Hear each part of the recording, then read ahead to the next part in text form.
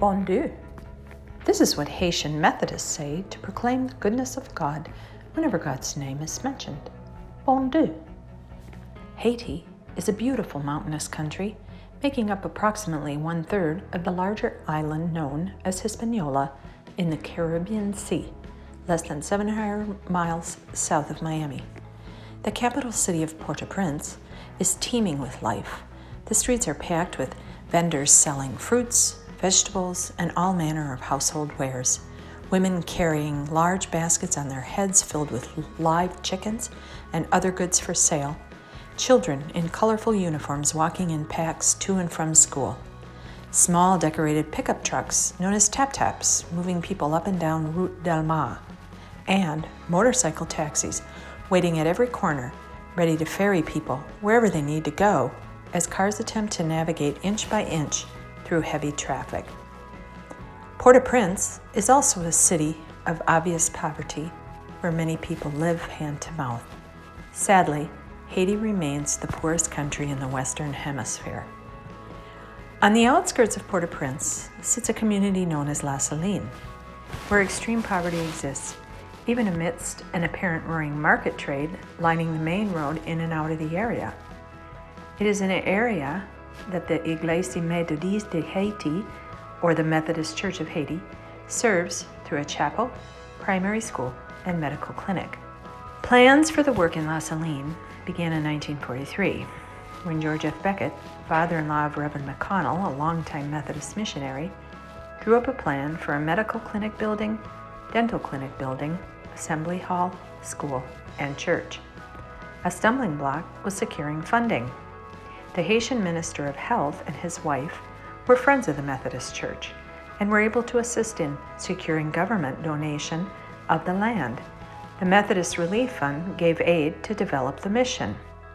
Madame Sylvia had been working in the Saline area distributing soap, powdered milk, and food obtained from Church World Service and other relief organizations. She then began an eye and dental clinic at the site of the present Saline Clinic.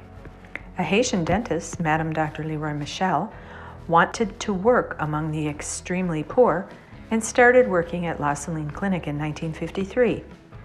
An assembly hall for meeting was constructed in 1958.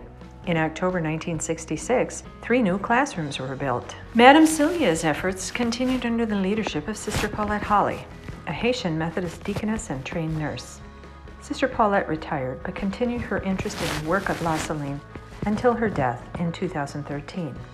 Her protege, Marie May, has been overseeing the operations of the clinic with great love, care, and steadfast determination through the challenges of no running water, frequent power cuts, weather-related flooding of the grounds, and lack of medical supplies and medications to treat patients. But the medical staff at Saline are committed to their patients and continue to work diligently on their behalf under all of these circumstances. At the present time, clinic hours are inconsistent and unpredictable, affected not only by lack of access to resources, but also because of violence and political unrest in Saline and surrounding communities. As Miss May and her staff wait for opportunities to care for the sickest people of their community, they keep the clinic spotlessly clean and ever at the ready to receive people in need. Funding is an ever-present challenge.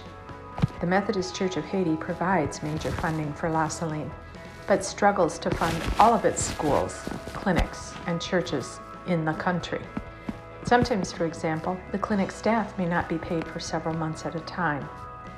Saline has received money from UMCOR, USAID, and various other groups from time to time, but not sufficiently to provide for all the needs of Saline. When the clinic can open and the patients can come, Miss May and her staff are there to provide the care they need using whatever resources they may have at their disposal.